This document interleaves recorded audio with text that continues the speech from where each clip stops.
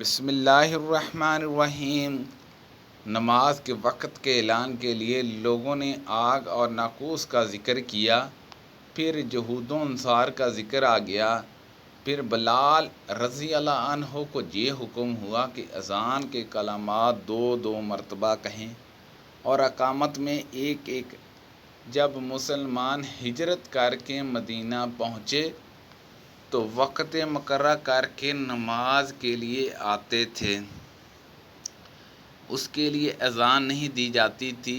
ایک دن اس بارے میں مشورہ ہوا، کسی نے کہا انصار کی طرح 1 گھنٹہ لے لیجئے، اور کسی نے کہا کہ یہودوں کی طرح نرسگان بغل بنا لو، اس کو پھونک دیا کرو۔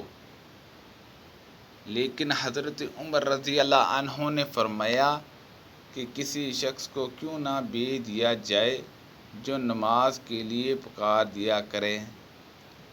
اس پر ان حضور صلی اللہ علیہ وسلم نے اسی رائے کو پسند فرمایا اور بلال سے فرمایا کہ بلال اٹھ اور نماز کے لیے اذان دے۔ حضرت بلال رضی اللہ عنہ کو حکم دیا گیا کہ اذان کے کلمات دو مرتبہ کہیں اور قد قامت الصلاۃ کی تکبیر کے کلمات ایک دفعہ کہے۔ جب مسلمان زیادہ ہو گئے تو مشورہ ہوا کہ کسی ایسی چیز کے ذریعے نماز کے وقت کا اعلان ہو جسے سب لوگ سمجھ لیں، کہ کچھ لوگوں نے ذکر کیا کہ آگ روشن کی جائے یا نرسگان کے ذریعے اعلان کرے، لیکن آخر میں بلال کو حکم دیا گیا کہ اذان کے کلمات دو دفعہ کہے اور تکبیر کے ایک دفعہ۔ بلال رضی اللہ عنہ کو حکم دیا گیا کہ اذان کے کلمات دو دفعہ کہے اور تکبیر میں یہی کلمات ایک دفعہ۔ اسماعیل نے بتلایا کہ میں نے ایوب سختیانی سے اس حدیث کا ذکر کیا تو انہوں نے کہا مگر لفظ قد قامت الصلاۃ 2 ہی دفعہ کہا جائے گا۔ نبی صلی اللہ علیہ وسلم نے فرمایا، جب نماز کے لیے اذان دی جاتی ہے تو شیطان پاتا ہوا بڑی تیزی کے ساتھ پیٹھ موڑ کر بھاگتا ہے تاکہ اذان کی آواز نہ سن سکے، اور جب اذان ختم ہو جاتی ہے تو پھر واپس آ جاتا ہے، لیکن یوں ہی تکبیر شروع ہوئی وہ پھر پیٹھ پھیر کر بھاگ جاتا ہے۔ جب تکبیر بھی ختم ہو جاتی ہے تو شیطان دوبارہ آ جاتا ہے اور نمازی کے دل میں وسوسے ڈالتا ہے، کہتا ہے کہ فلاں بات یاد کر، فلاں بات یاد کر۔ ان باتوں کی شیطان یاد دہانی کراتا ہے جن کا اسے خیال بھی نہ تھا، اور اس طرح اس شخص کو یہ بھی نہیں یاد رہتا کہ اس نے کتنی رکعتیں پڑھی ہیں۔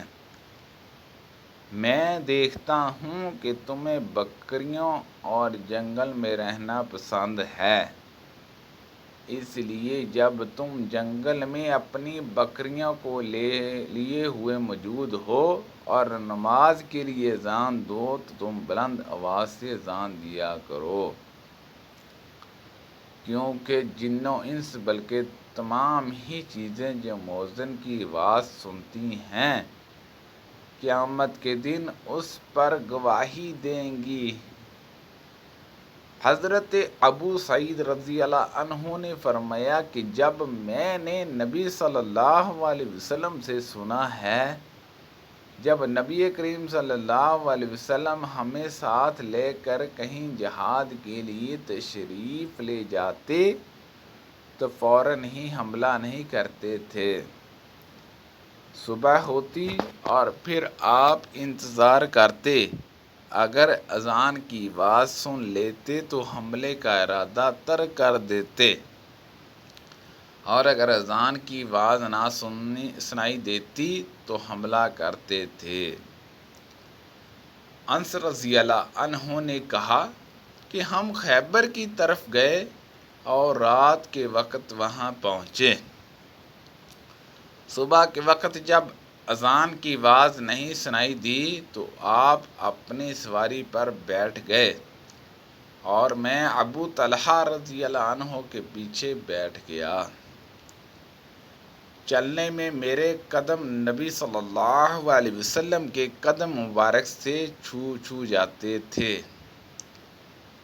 انس رضی اللہ عنہ نے کہا کہ خیبر کے لوگ اپنی نوکریاں اور کدالوں کو لیے ہوئے اپنے کاموں کاج کو باہر نکلے تو انہوں نے رسول کریم صلی اللہ علیہ وسلم کو دیکھا اور چلا اٹھے کہ محمد واللہ محمد صلی اللہ علیہ وسلم پوری فوج سمیت آ گئے۔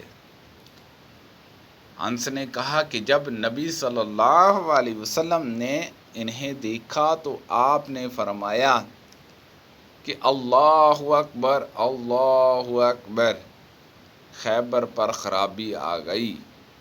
بے شک جب ہم کسی قوم کے میدان میں اتر جائیں تو ڈرائے ہوئے لوگوں کی صبح بری ہوگی۔ سبحان اللہ عز و جل۔ اللہ پاک سے دعا ہے کہ اللہ پاک ان حدیثوں پر عمل کرنے کی توفیق عطا فرمائے۔ اللہ پاک ہم سب کو صحت و تندرستی عطا فرمائے، آمین بجاہ النبی الامین صلی اللہ علیہ وسلم۔